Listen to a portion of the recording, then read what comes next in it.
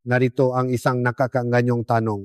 Ano kung ang isang simple, murang itlog ng manok na ay tinuturing na pinakamabisang gamot sa buong mundo ay lihim na pumapatay sa ating mga bato? Ang paalala tungkol sa kalusugan ng bato ay maaring maging isang nakakatakot na katotohanan para sa marami.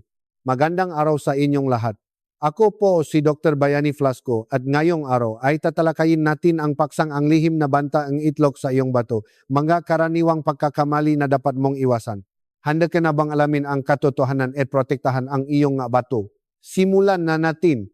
Marami sa atin, lalo na ang ating mga magulang at nakatatanda, ay kumakain ng itlog araw-araw na may matibay na paniniwala na ito ay walang pinsala o mas masarap pa, mas marami kang kainin, mas malusog ka. Ngunit ang katotohanan ay minsan mas malupit kaysa sa ating pinaniniwalaan. Maaring iniisip mo na pinapalakas mo ang iyong katawan.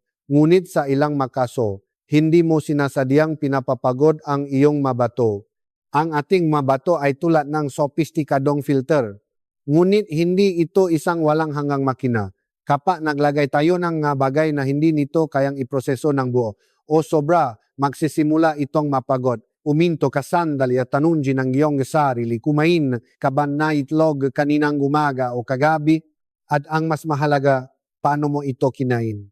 Mayroong isang katotohanan na kakaunti ang magsasabi sa iyo. Ang itlog ng manok ay hindi masama, ngunit ang paraan ng pagtrato natin dito sa kusina ang siyang dapat pag-usapan. Mayroong magawi sa pagkain ng itlog na tila normal. O mas masarap pa, ngunit ang nga ito ay paulit-ulit na maliliit na pagkabigla sa sistema ng pagsasala ng dugo ng katawan. Hindi ka agad makakaramdam ng sakit. Hindi ka rin agad makakaramdam ng pagod pagkatapos kumain. Ngunit sa loob ng maliliit na unit ng pagsasalangang bato, matindi ang pagtatrabaho nito sa ilalim ng matinding presyon. Ngayon, narito ako hindi para payuhan kang itigil ang iyong paboritong itlog, kundi para buksan ang tabing na natatago ng pagkakamali na halos lahat ay ginagawa. Ating sasaklawin ang 5 napakakaraniwang pagkakamali. Ang magawi na tila inosente ngunit tahimik na sumisira sa kalusugan ng iyong bato. Ipinapangako ko sa iyo, pagkatapos mong basahin ang pagbabahaging ito, ganap na magbabago ang iyong pananaw sa itlog sa iyong refrigerator. Malalaman mong sa kaunting pagbabago lang sa paraan ng pagluluto at pagpapares, mababago mo ang isang panganib sa isang tunay na regalo para sa iyong kalusugan. Kung ikaw ay isang taong laging nagpapahalaga sa iyong kalusugan o simpleng nais na makahanap ng tamang landas upang pangalagaan ang iyong sarili at ang iyong pamilya sa gitna ng napakaraming nakakasalungatang impormasyon, samahan mo ako sa paglalakbay na ito. Bago tayo simulang suriin ang mga pagkakamaling iyon, kung sa tingin mo ay mahalaga ang paksang ito para sa iyo at sa iyong mga mahal sa buhay, huwag mag-atubiling, mag-subscribe at mag-iwan ng komento na may numerong 1. Ito ang paraan upang malaman kung makasama tayo sa pagbuo ng isang komunidad na malusog at may kakayahang sarili. Handa ka na bang tuklasin kung hindi mo sinasadyang pinapahirapan ang iyong bato gamit ang iyong pinakapamilya na pagkain? Magsimula tayo ngayon. Alam kong pagkarinig mo ng mga salitang ito, maaring may kaunting pag-alala o maging pagkalito ang bumalot sa iyong puso. Maaring tinatanong mo ang iyong sarili, napagkakilabot ba ang pagkain na matagal ko ng pinakakatiwalaan? Ngunit nais kong huminga kang malalim at huminahon. Narito ako hindi para husgahan o sisihin ang sinuman. Sa katunayan, lubos kong naiintindihan kung bakit naging napakahalaga ng itlog sa ating mga mesa. Ito ay maginhawa, mura, madaling lutuin, at ang pinakamahalaga, nagpapaalala ito sa mainit na hapunan ng pamilya. Nakita ko rin ang maraming magulang at nakatatanda sa ating komunidad, mga taong naipon at naalala para sa kanilang mga anak at apo sa buong buhay nila, at sa kanilang pagtanda ay umasa lamang na magkaroon ng kalusugan upang hindi maging pabigat sa sinuman. Madalas nilang pinipili ang itlog dahil narinig nilang mayaman ito sa protina, mabuti para sa mga kalamnan, at may daling kainin kapag hindi na kasing lakas ang ngipin. May isang matanda ang nasabi sa akin, akala ko ang itlog ang pinakamalusog. Napakaraming growth hormone sa karne at isda ngayon kaya bawat umaga ay kumakain ako ng 2 pinakuluang itlog upang mabusog. Dito, Nais kong huminto ka sandali at suriin ang iyong sarili. Naranasan mo na ba na kahit kumakain ka ng napakasimple, pakiramdam mo ay mabigat at pagod ang iyong katawan ng walang malinaw na dahilan? Mayroon bang nga umaga na pagising mo, pakiramdam mo ay bahagyang mabigat ang iyong nga talukap nga mata kaysa sa normal? O ang iyong nga paa ay tila bahagyang namaga na masikip ang sapatos kaysa kagabi? O minsan, pakiramdam mo ay puno at bloated ka kahit hindi ka kumain ng sobra? Ang nga sintomas na iyon, minsan ay pinapawalang bahala natin at sinisisi sa katandaan. Ngunit sa katunayan, maaring iyon ay mabulong na humihingi ng tulong mula sa filter sa loob ng iyong katawan. Hindi ka nakamali sa pagpiling itlog. Simpleng hindi ka pa nabibigyan ng sapat na impormasyon tungkol sa kung paano gawing makakuswato ang pagkain ito sa nakbabagong ritmo ng iyong katawan sa pagtanda sa ating edad. Ang bato ay tulad ng isang filter ng tubig na matagal nang gumagana sa loob ng maraming dekada. Wala na itong parehong sigla at kakayahang umangkop tulad nung tayo ay nasa edad 20. Kung noong bata ka pa ay makakakain ka ng malaya at ang iyong nga bato ay makakapagproseso ng maayos ngayon kahit kaunting labis sa panimpla o kaunting labis sa pagkain, ang filter na iyon ay magsisimulang makaramdam nga pagkasuffocate. Naintindihan ko ang pakiramdam ng isang taong laging gustong gawin ang pinakamahusay para sa kalusugan, ngunit napapalibutan ng napakaraming nakakasalungatang impormasyon. Sa isang banda, ang itlog ay mabuti para sa puso. Sa kabilang banda, sinasabi na ito ay nakakasama sa bato. Ang kaguluhang ito ang nagiging sani upang tayo ay maging depensibo at minsan ay matakot sa mga bagay na ating kinakain araw-araw. Tandaan mo itong mabuti. Ang iyong katawan ay isang sagradong templo at ang mga bato ang pinakatahimik na tagapagtanggol. Kapag nagsimulang mapagod ang tagapagtanggol na iyon, hindi sila agad sisigaw ngunit magpapadala sila ng mga banayad na signal tulad ng matagal na pagkapagod, bigat sa pahinga o mababaw at hindi mahimbing na tulog. Sa puntong ito, marami ang gagaan ang loop dahil napaktanto nila na hindi sila nag-iisa. Ang sintomas na iyong nararanasan ay hindi pala isang hindi magagamot na sakit na bumaksak mula sa langit, kundi maaring resulta lamang ng maliliit na gawin na hindi natin sinasadyang inuulit dahil sa kakulangan ng impormasyon. Nais kong maunawaan mo na ang ating layunin ngayon ay hindi matakot sa itlog, kundi upang maunawaan ito.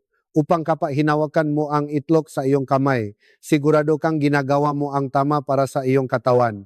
Hindi natin iwan ang itlog, kundi matututo tayong pagkitunguhan ito sa mas matalino at makataong paraan para sa ating biological na sistema. Kung nakita mo ang iyong sarili sa mga kwentong iyon, kung mayroon ka ring malihim na pag-alala tungkol sa kalusugan ng bato na hindi mo alam kung kanino ibabahagi, magpahinga ka. Nandito tayo makasama at ang paglalakbay sa hinaharap ay tutulong sa iyo na malutas ang lahat ng mga problemang iyon.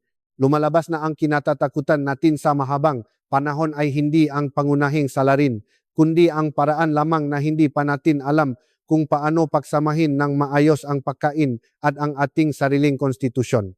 Ngayon, samahan mo ako sa isang napakahalagang bahagi kung saan muling iayos natin ang operating system sa pag-isip tungkol sa kalusugan upang makontrol mo ang bawat pagkain ng may kumpiyansa at ng hindi na natatakot pa. Bago tayo masimulang suriin ang partikular na pagkakamali sa pagkain nga itlog, nais kong ibigay sa iyo ang 5 susi sa pag-isip. Ito ay hindi tuyong kaalaman sa medical kundi mga bagong pananaw upang masuri mo ang lahat na iyong pang-araw-araw na gawi. Hindi lamang sa pagkain ng itlog. Kapag lubos mong naunawaan ang 5 prinsipyong ito, mas magiging madali ang pag-alaga sa iyong mga bato. Una, ang pag-isip nga akumulasyon. Maraming tao ang nagsasabi sa akin, ganyan ako kumain sa loob ng 10 taon, wala naman nangyari. Isipin ang iyong nga bato bilang isang filter ng tubig. Ang isang maliit na butil ng buhangin na bumaksa sa filter ay hindi agad mabara. Ang isang pata ng maruming tubig ay hindi magpaparumi sa buong filter. Ngunit kung araw-araw ay malalagay ka nga isang butil ng buhangin, isang pata na maruming tubig, ano ang mangyayari sa filter na iyon pagkatapos ng 10-20 taon? Ang isang itlog na kinain ng mali ay hindi agad magdudulot ng pagkabigo ng bato. Ngunit ang 365 araw sa isang taon na dinami ng 10 taon ay magiging isang napakalaking presyon. Nahuhulog ka ba sa ganitong uring tahimik na akumulasyon? Minsan, ang kinatatakutan natin ay hindi isang malaking bagyo, kundi ang mahihinang ulan na nagpaparupo sa pundasyon ng kalusugan. Pangalawa, ang pag-isip ng circadian rhythm. Ang ating katawan ay isang makina na lubos na iginagalang ang oras at gayon din ang mga bato. Mayroon itong oras ng opisina para gumana ng pinakamabisa at nangangailangan din ng oras para magpahinga at mag-regenerate. Kapag kumain tayo ng ilok sa oras na malapit na tayong matulog o kumain ng walang pinipiling oras, pinipilit natin ang ating bato na ma-overtime sa oras na dapat silang magpahinga. Ang pagbaliktad na ito sa ritmo ay ang nakatagong kawayan na nagpapabilis ng pagtanda ng bato. Sa puntong ito, marami ang makakaramdam na hindi sila nag-isa dahil sa katunayan, karamihan sa atin ay nabubuhay ng laba sa ritmo ng ating sariling katawan ng hindi nalalaman.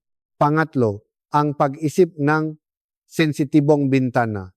May 3 oras kung saan ang ating katawan ay pinakasensitibo.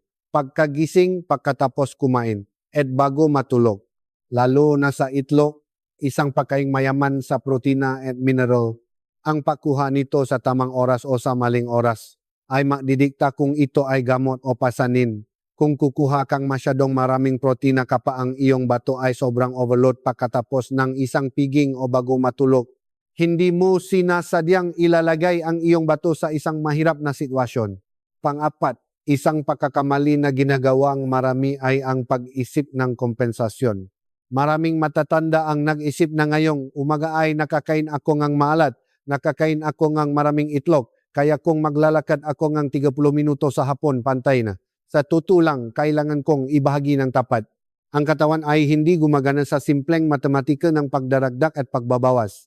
Ang iyong pag-ehersisyo ay napakabuti para sa cardiovascular at skeletal system, ngunit hindi nito direktang mabubura ang presyon ng pagsasalana, kailangang tiisin ng magabato kapag kumukuha ka ng masyadong maraming protina o asin. Ang 10 oras ang maling postura o maling pagkain ay hindi lubos na matutumbasan ang 30 minuto lamang ehersisyo. Kailangan nating protektahan ang bato mula sa simula ng peg input, hindi maghintay hanggang sa magkaroon ng problema ang output bago subukang mag-compensate. Panghuli, ang pag-isip ng kapalit. Ito ang susi na nagbibigay ng pinakamaraming pag-asa. Huwag kailanman isipin na ang pagprotekta sa kalusugan ay nangangailangan ng pagpipigil o pagdurusa. Sa halip na subukang ganap na tanggalin ang iyong paboritong itlog na mahirap panatilihin sa mabang panahon, matuto kang palitan itong isang hindi gaanong nakakapinsalang bersyon, maraming tawang hindi nakakaintindi dito. Ang kapalit ay hindi nangangahulugang ganap na pag-alis kundi ang pagbabago ng paraan ng pagluluto, pagbabago ng proporsyon o pagbabago ng oras ng pagkain. Halimbawa, sa halip na kumain ng 2 buong itlog, mari kang kumain ng 1 pula ng itlog at 2 puti ng itlog. Ang maliit na pagbabagong ito lamang ay makabuluhang makabawas sa dami ng mineral na kailangang iproseso ng mabato, habang nakakakuha ka pa rin ng sapat na mahalagang protina upang mapanatili ang iyong makalamnan. Ang 5 kaisipang ito ay tulad ng isang kompas. Kapag naitata mo na kung nasaan ka at kung anong direksyon ang kailangan mong puntahan, ang susunod na kaalaman tungkol sa partikular na pagkakamali ay hindi na magpapagulo o mapapatakot sa iyo. Tatanggapin mo ang ito ng may proaktibong pag-isip. Kaya pala, maari kong baguhin ito ng kaunti, palitan iyon ng kaunti upang gumaan ang pakiramdam ng aking katawan. Tandaan mo itong mabuti. Ang kalusugan ng bato ay hindi idinidikta ng isang masarap na pagkain o isang mamahaling gamot, kundi ito ay binuo mula sa pag-unawa at sa iyong maliliit at matatalinong pagpili araw-araw. Ngayon, direktang sasalawin natin ang unang pagkakamali. Isang pagkakamali na namumula sa kabutihan at labis na pagmamalasakit sa ating kalusugan. Ang pagkain ng labis na itlog sa isang araw o ang paggawa ng itlog bilang tanging pinakmumulan ng protina dahil sa pag-isip na ito ay malusok. Maraming matatanda, kapag nalaman nilang may problema sila sa kanilang blood sugar, ay madalas naganap na pinutol ang kanin at pinalitan ito ng itlog upang mabawasan ang carbohydrates.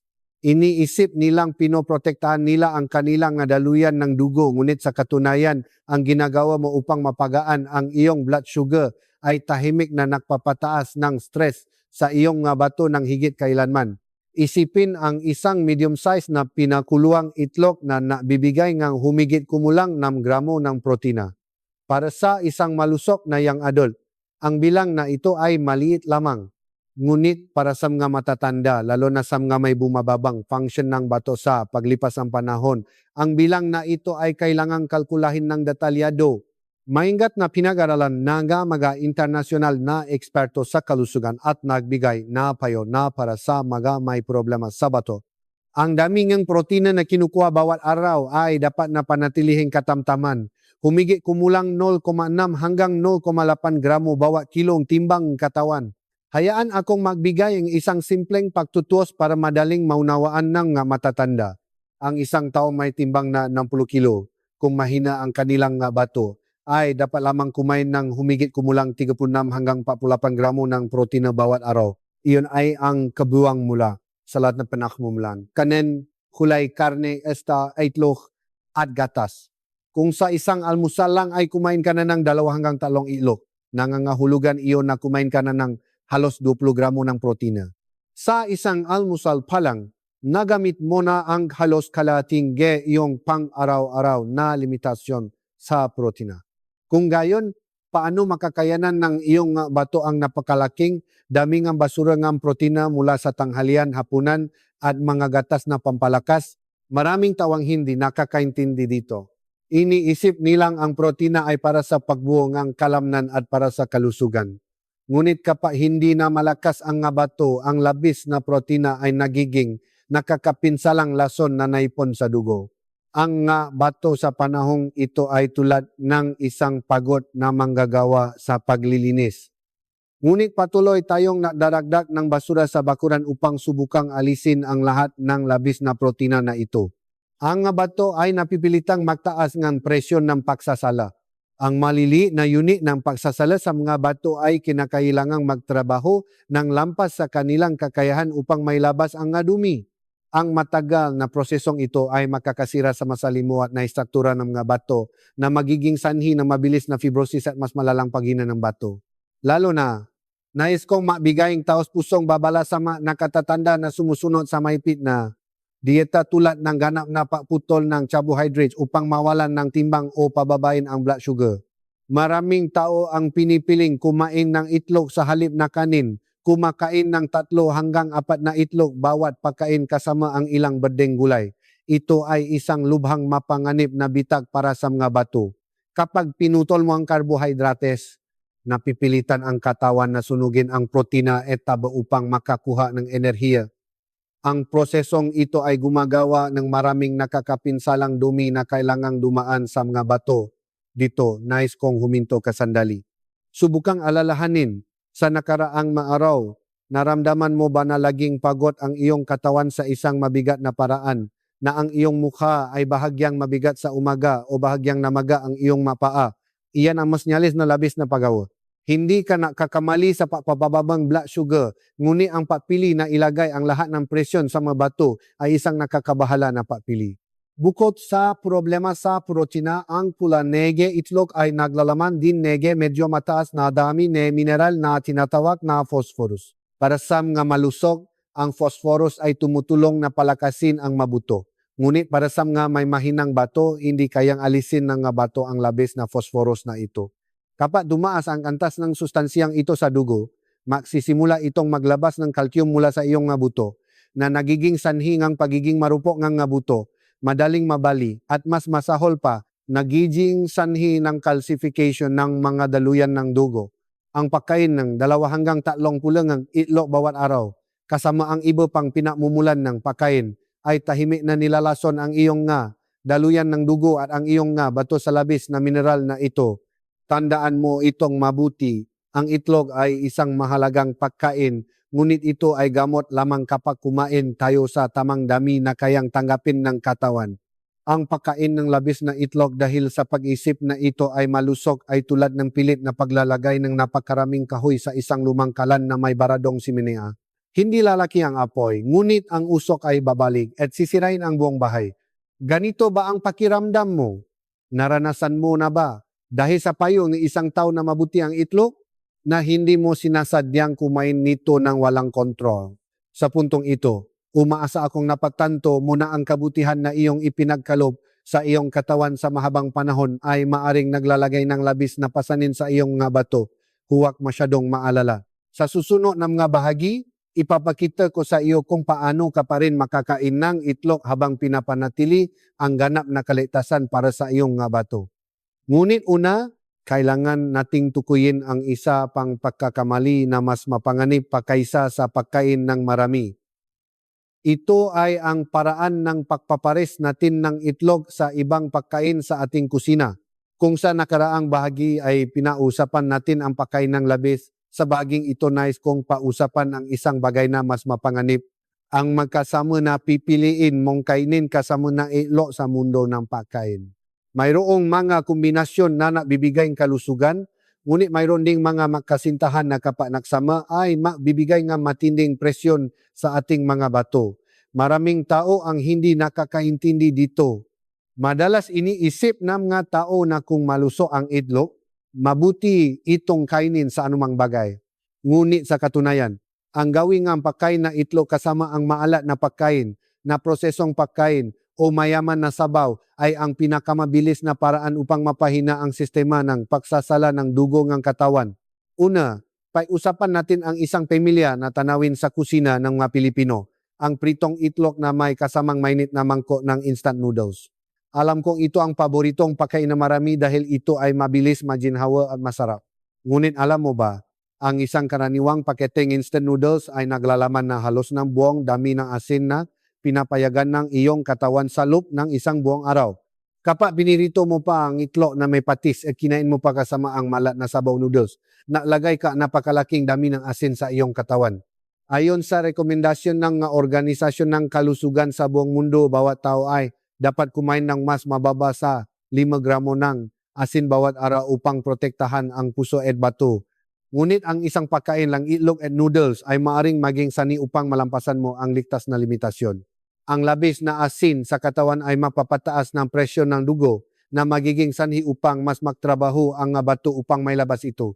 Ito ay tulad ng pagpilit sa isang lumang pump na magtulak ng tubig sa isang baradong tubo. Ang presyon na iyon sa paglipas na panahon ay sisira sa maliliit na filter na bato. Naramdaman mo ba ang ganito? Maraming nakatatanda ang nababahagi sa akin na sa umaga ay kumakain sila ng pritong itlog na may patis at isang mangkok ng kanin o noodles upang maging masarap. Ngunit ang mismong sarap na iyon ang siyang nakatagong kaaway. Susunod isang mas nakakabahala na kombinasyon, itlog na kinain kasama nga na prosesong karne tulad ng hotdog, bacon o longganisa.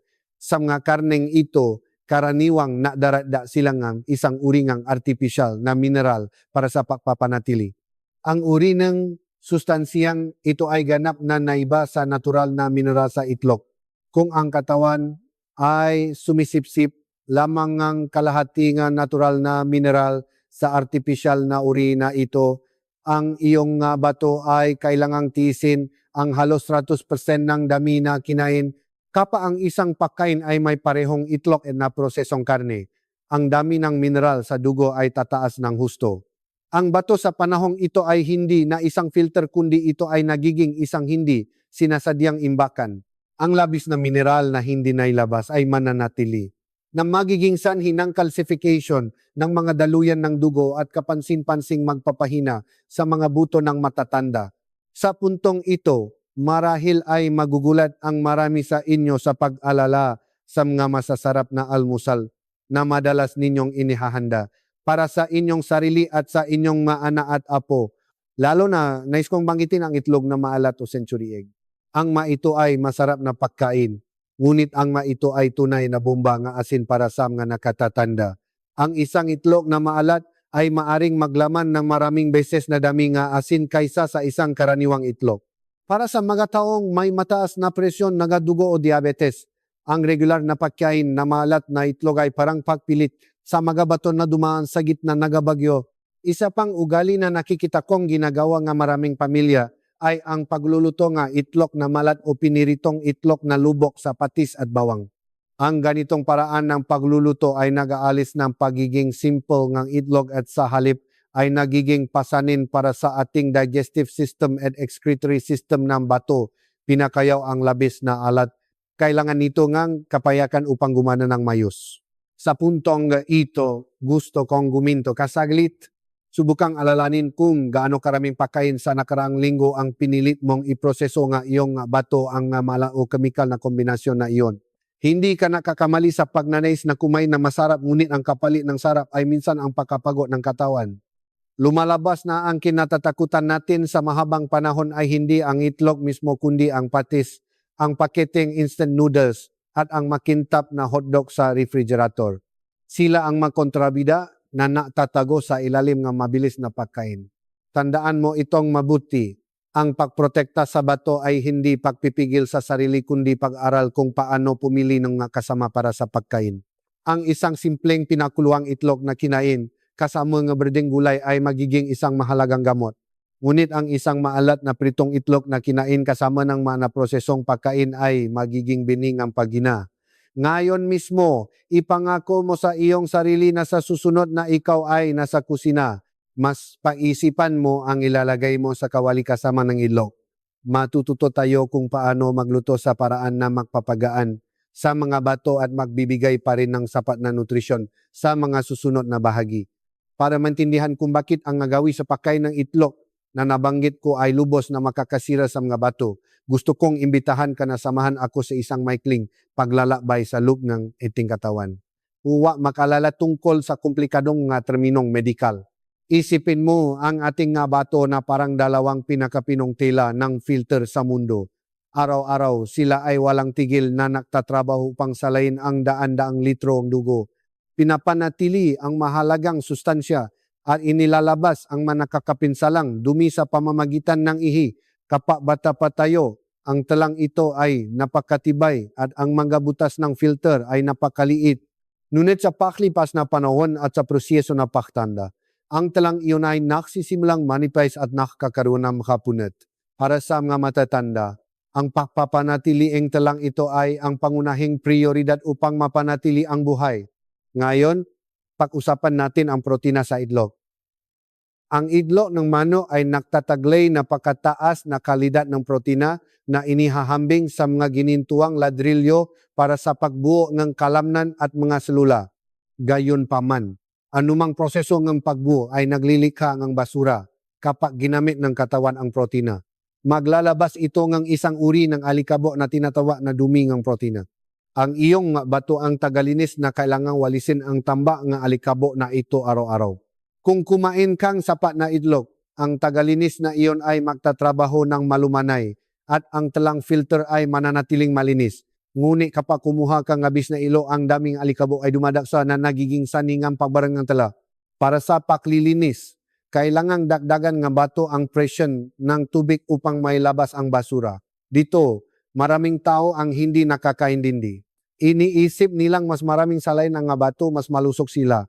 Ngunit sa katunayan, ang sobrang lakas ng presyon ng tubig na paulit-ulit ay magpupunit sa masalang hiblang ng tela na magiging sanhi ng permanenteng pinsala sa mga bato at unti-unting mawawala ang kanilang kakayahang sumala. Woo! Sa puntong ito, nais kong huminto ka sandali upang suriin ang iyong sarili. Hindi mo ba sinasaadang pinipili ang panloob na tagalinis na maglinis ng isang malaking tamang basura na lumampas sa kanilang kakayahan dahil lamang sa isang pagkain na napakaraming protina? Susunod, pag-usapan natin ang isang misteryosong elemento na matatakwan sa pulang itlog, ang phosphorus. Sa agam, ang sustansyang ito ay napakahalaga para sa mga buto, ngunit para sa mga may mahinang bato, ito ay parang malilit at matutulis na butil ng buhangin. Karaniwan, alising nga bato ang labis na butil ng buhangin na ito. Ngunit kapag ang filter na tela ay napunit, ang buting ng phosphorus na ito ay mabibitag at babalik sa dugo.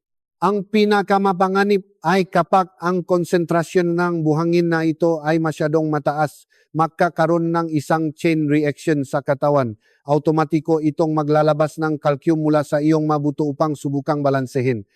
Ang resulta ay ang iyong nga buto ay nagiging marupo tulad ng tuyong sanga at ang nga daluyan ng dugo ay natatapan ng matigas na calcification. Ito ang nagpapaliwanag kung bakit maraming may sakit sa bato ang madalas na nakakaranas ng pananakit ng buto at kasukasuan at may nga problema sa puso. Ang pagkain nga labis na pula nga itlog ay tahimik na nadarada nga buhangin sa iyong sistema na nangangailangan ng maayos na pagana. At sa wakas, hindi maiwasang banggitin ang asin o sodium. Isipin ang asin bilang isang pressure regulating valve. Kapag kumain ka masyadong malat na itlog, ang valve na ito ay hibitan na nagiging saning ang pagtaas ng presyon sa loob ng madalian ng dugo. Ang presyon na ito ay tulad ng isang flash flood na dumadaan sa mabato na nagiging sanhi ng fibrosis ng maliliit na daluyan ng dugo na nagpapalusok sa mabato. Lumalabas na ang kinatatakutan natin sa mahabang panahon ay hindi ang itlog mismo kundi ang kakulangan ng kaalaman tungkol sa kakayahan ng filter sa loob natin. Tandaan mo itong mabuti. Gaano man kaganda ang isang filter, masisira ito kung pilitin natin itong magtrabaho sa isang kapaligiran na puno ng dumi ng protina, napakaraming butil ng phosphorus at nakakaranas ng presyon ng flash flood mula sa asin. Sa puntong ito, marami ang gagaan ang loob dahil lubos na nilang naunawaan kung bakit kailangan nilang baguhin ang kanilang paraan ng pagkain ng itlog. Hindi dahil sa nakakalason ang itlog, kundi dahil nais nating protektahan ang ating mahalagang filter na tela upang ito ay makasama pa natin sa loob ng maraming taon. Ang agam ay napaka-simple kapag tinitingnan natin ito ng may pag-unawa at pagmamahal sa katawan. Ngayon, matapos malaman ang makaawi at kakampi, makikinig tayo sa matunay na kwento mula sa komunidad upang makita na ang pagbabago ay ganap na nasa iyong makamay. Naalala ko ang isang matanda sa ating komunidad na minsan ay nagsabi sa akin na may malungkot na boses. Sinabi niya na mula nang malaman niyang may problema siya sa bato at blood sugar, siya ay nahulog sa matinding kalituhan. Sinabi niya, takot na takot ako, tingnan ang anumang bagay na parang lason. Kumain ng anumang bagay na parang delikado.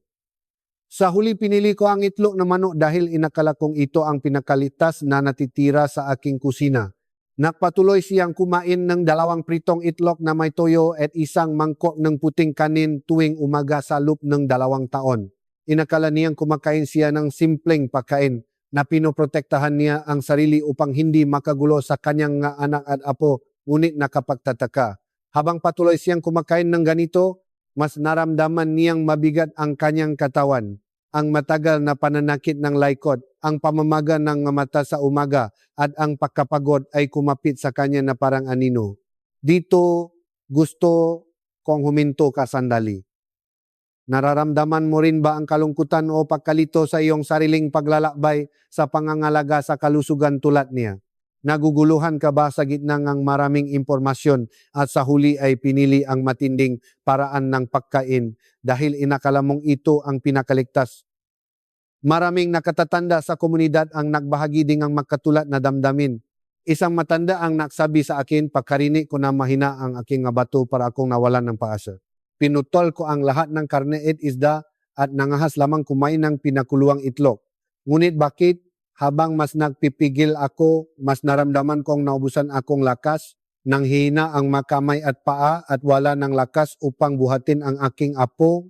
Sa katunayan, ang kinaharap nga matatanda ay hindi lamang problema sa nutrition, kundi isang napakalaking pasanin sa psikolohikal. Kapag tayo ay nakakasakit, madalas nating nararamdaman na tayo ay isang isla na kailangan labanan ang malalaking alon ng maisa. Ngunit lumalabas na ang kwento ng manghung o alingmay. Ang ating makaibigan sa komunidad ay napakita ang ganap na kakaibang pananaw. Hindi sila nabago sa pamamagitan ng isang uri ng mahiwagang gamot kundi sa pamamagitan ng pagbukas ng puso upang muling matuto kung paano kumain. Sinimulan ni Manghung na baguhin ang pinakamali na gawi. Sa halip na 2 maalat na pritong itlog, lumipat siya sa isang pulang itlog at 2 puting itlog na steam na may napaka-kaunting asin kasama ang maraming berdeng gulay. Tinanggal din niya ang gawingang pakain ng itlog na may instant noodles tuwing nagugutom siya sa gabi. Tandaan mo itong mabuti, ang pinakamatibay na pagbabago ay kadalasang nagsisimula sa pinakamalit na bagay. Pagkatapos ng maikling panahon ng pagiging matiyaga sa bagong pamumuhay, sinabi ni Manghung na gumaan ang kanyang pakiramdam. Hindi na siya natatakot tuwing hahawak ng chopsticks. Ang pakiramdam ng bigat sa mga mata at paa ay tila nabawasan din. Ang pinakamahalaga ay nakita niyang muli ang kagalakan sa pagkain, isang bagay na inakala niyang nawala na magpakailanman mula ng makasakit. Sa puntong ito, marami ang gaganaang loob. Lumalabas na hindi natin kailangang maging perpekto kaagad. Kailangan lang nating maging mas mahusay kaysa sa ating sarili kapon. Isang matanda sa grupo ang nabahagi ngang isang pahaya na lubos kong pinapahalagahan. Mula nang matuto akong kumain ng itlog ng tama, hindi ko na naramdaman na ako ay may sakit kundi ako ay isang tao na natututo kung paano mahalin ang aking katawan. Ang pakiramdam na hindi na isa ang pinakamakapangyarihang gamot sa pagpapagaling ng kaluluwa. Kapag nakita mo ang libu-libong iba pa na nababago kasama mo na natutong kumain ng kaunting alat na mas pinipili ang puti ng itlog, mararamdaman mo ang pagganya sa sarili ng higit kailanman. Hindi tayo nausap tungkol sa agarang pagiging perpekto ng medikal na tagapagpahiwati. Pinausapan natin ang pagbabalik ng kontrol sa iyong buhay, ang pagbabalik ng kapayapaan sa iyong isip. Nakikita ko iyan araw-araw sa aking komunidad.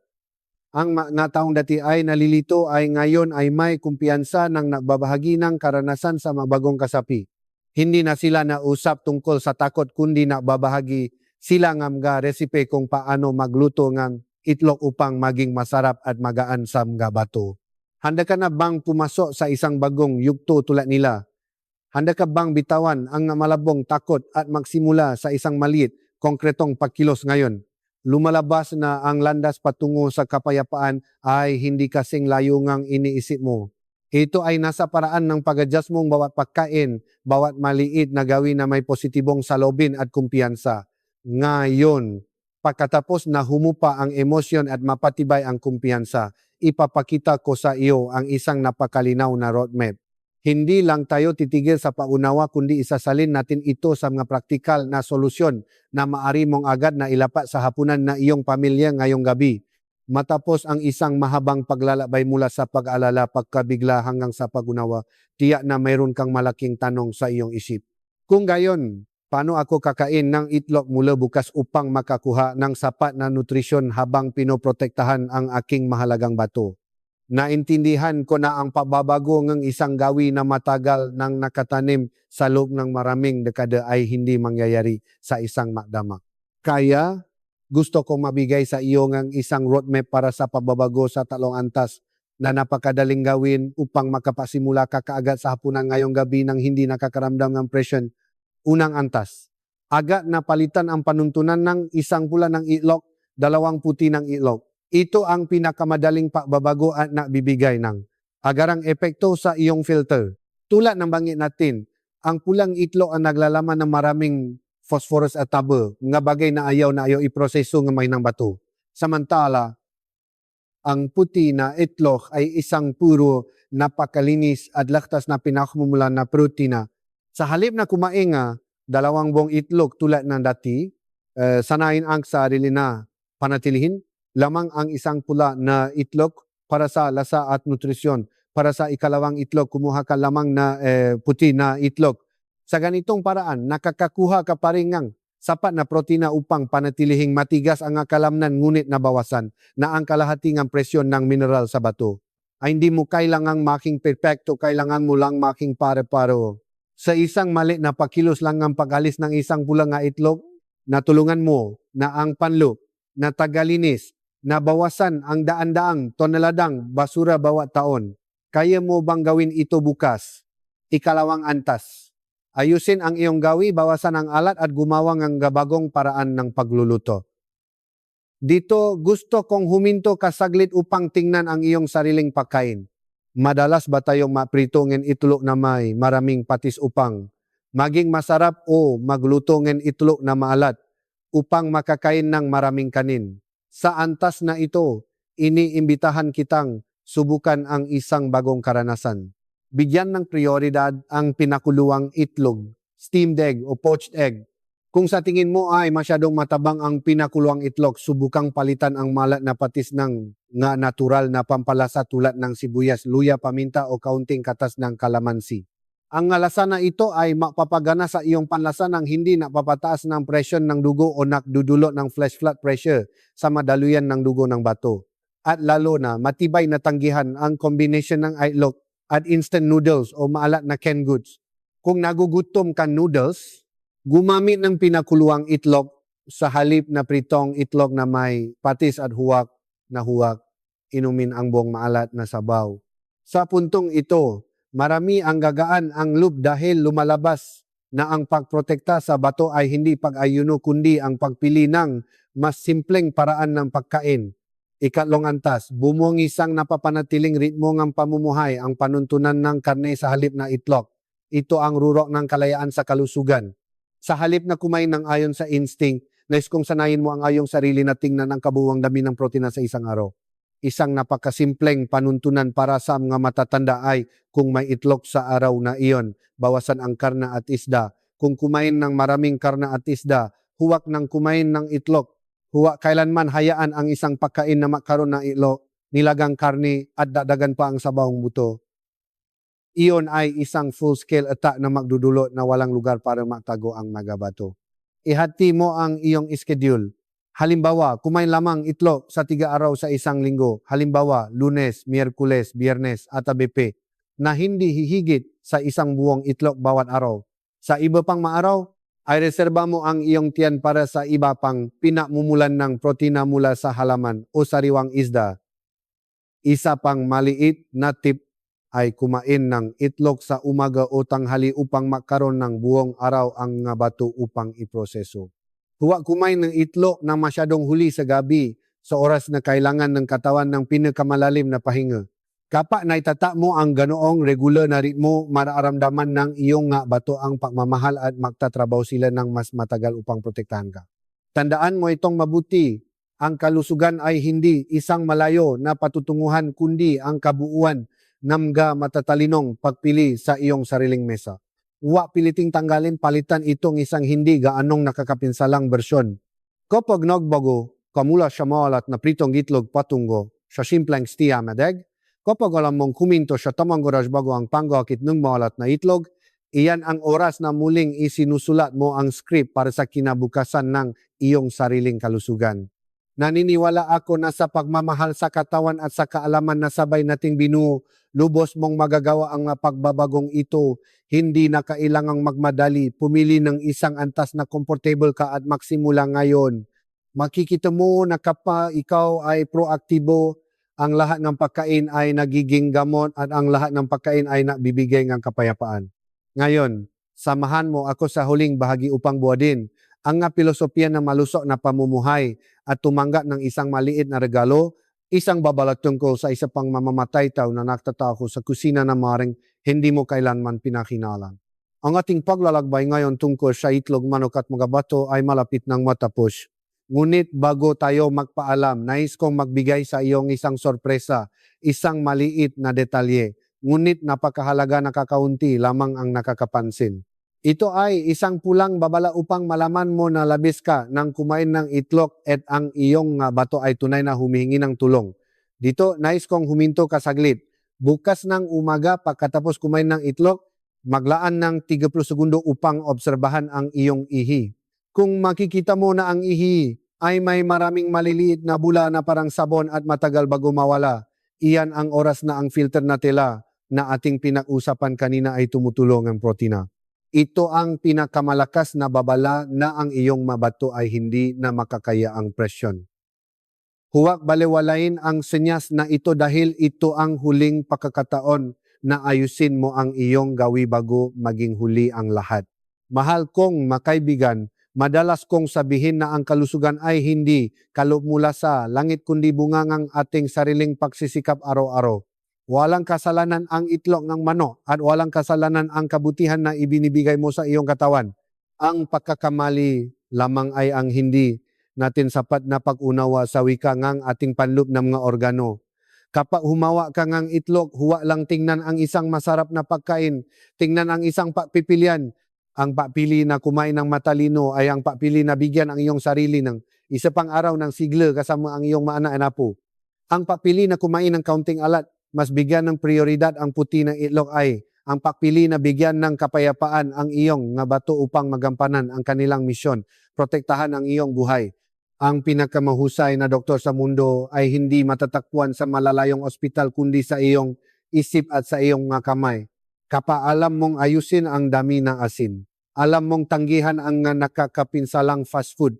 Iyan ang oras na gumagawa kang pinakamataas na moral na pagkilos para sa iyong sarili. Ngayon din, ipangako mo sa iyong sarili na ang bawat pagkain ay magiging isang hakbang na mas malapit sa kapayapaan. Kung sa tingin mo ay nakatulong sa iyo ang pagbabahagi ngayon na maunawaan ang isang bagay, kung mas minamahal mo ang iyong bato pagkatapos na maunawaan ang kanilang hirap, makomento ng numerong 1 sa ibaba. Hindi lang ito isang numero, ito ay isang pangako ng pakilos, isang pangako sa iyong sariling kalusugan, at huwag itago ang kalamang ito sa iyong sarili. Ibahagi ang video na ito sa iyong matatandang kaibigan, sa iyong magkapatid sa pamilya. Ang tao maring kumakain ng ilo ng mali araw-araw dahil inakala nilang ito ay gamot. Ang iyong pababahagi ay maaring makatulong sa isang tao na maiwasan ang mga gabing puno ng paala dahil sa pananakit, makatulong na mailigtas ang isang pares na mga bato sa tamang oras. Iyan ang pagbabahagi, ang pagmamahalan na laging inaasam ng ating komunidad. Ngunit mga kaibigan, ang itlog ng manok ay hindi pa ang lahat ng kailangan nating isaalang-alang sa kusina.